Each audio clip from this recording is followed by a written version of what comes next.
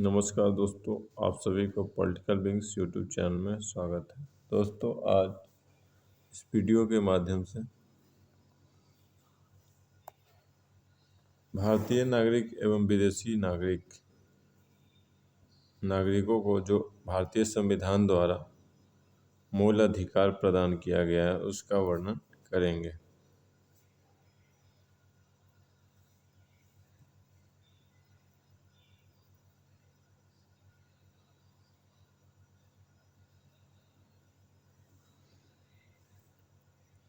दोस्तों, विधि के समक्ष समानता यानी कि भारतीय संविधान के अनुच्छेद 14 यह कहता है कि चाहे भारतीय नागरिक हो या विदेशी नागरिक, सभी को एक समान नज़र से देखा जाएगा।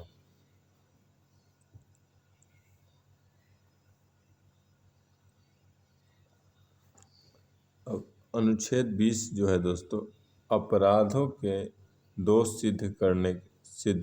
करने के संबंध में संरक्षण प्रदान करता है। ठीक है, यानी कि भारतीय नागरिक और विदेशी नागरिक दोनों को अपराधी सिद्ध जब किया जाता है तो उस वक्त उनको जो संरक्षण प्रदान किया जाता है वो अनुच्छेद 20 के अंतर्गत उन्हें दिया गया है। नेक्स्ट है दोस्तों, जीवन का अधिकार। भारतीय संविधान के ने अनुच्छेद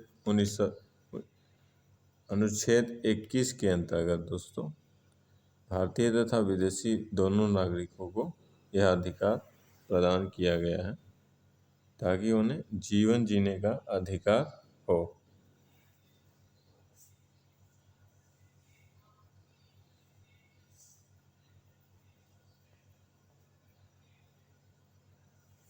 भारतीय तथा विदेशी नागरिकों के मूल अधिकार और क्या हैं दोस्तों? ये दोस्तों जो कॉन्स्टिट्यूशन ऑफ इंडिया है वो यहाँ पर वर्णित किया गया है।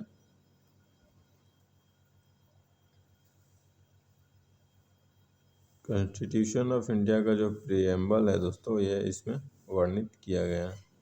अनुच्छेद 22 दोस्तों गिरफ्तारी और निवारक नज़रबंदी से संरक्षण प्रदान करता है और यह भारतीय एवं विदेशी दोनों नागरिकों को प्रदान किया गया है।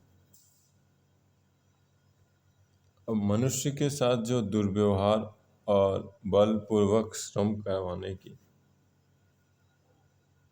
व्यवस्था है उस पर रोक लगाने का यानी कि उस पर लगाम लगाने का जो प्रयास किया गया है वो आर्टिकल 23 के अंतर्गत किया गया है और उस स्थिति में यह आर्टिकल 23 का उपयोग करके उन्हें भारतीय एवं विदेशी दोनों नागरिक बलपूर्वक श्रम से कोई अगर करवाता है तो उसके विरुद्ध यह हाई कोर्ट और सुप्रीम कोर्ट जा सकते हैं। नेक्स्ट है दोस्तों अनुच्छेद 24 जो कारखानों में बालकों के कार्य करने पर रोक लगाता है यानी कि बाल श्रम को निषेधित करता है। ठीक है,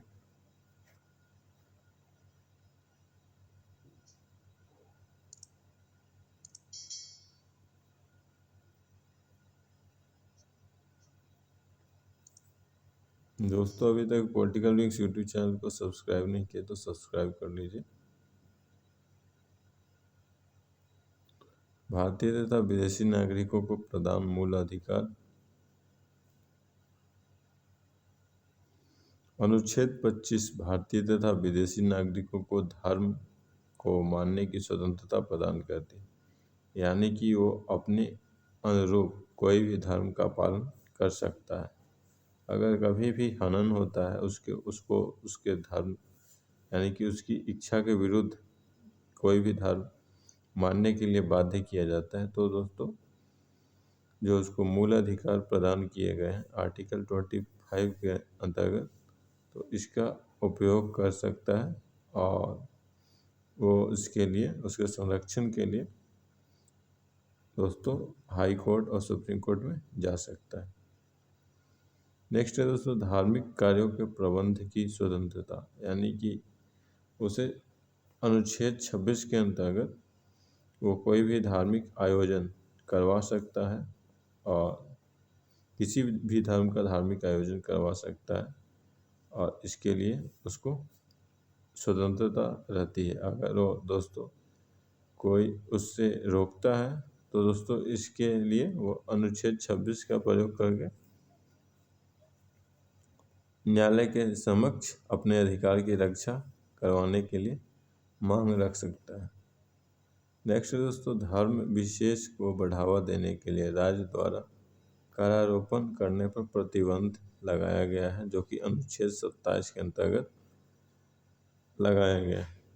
यानी कि कोई भी धर्म, यानी कि जो भारतीय संविधान है वो ऐसा नहीं कर सकता, या जो कार्यपालिका और विधायिका है ऐसा कोई कानून नहीं बना सकता कि दोस्तों जो मन प्रतिबंधित करता हो ये अनुच्छेद 27 को और किसी के मूल अधिकार का हनन करता हो।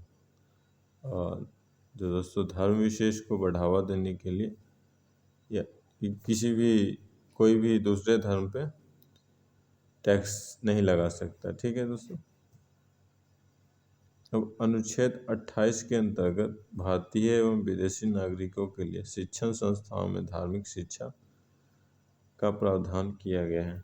यानी कि जो भी भारतीय छात्र या विदेशी छात्र कोई भी दोस्तों किसी भी धर्म के शिक्षा ले सकता है और उसे पूरा अधिकार है।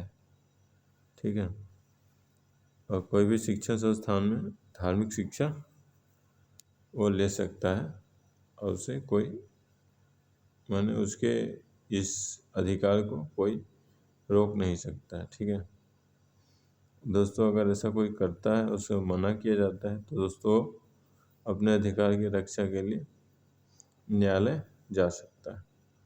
तो यह था दोस्तों भारतीय तथा विदेशी नागरिकों को प्रदान मूल अधिकार।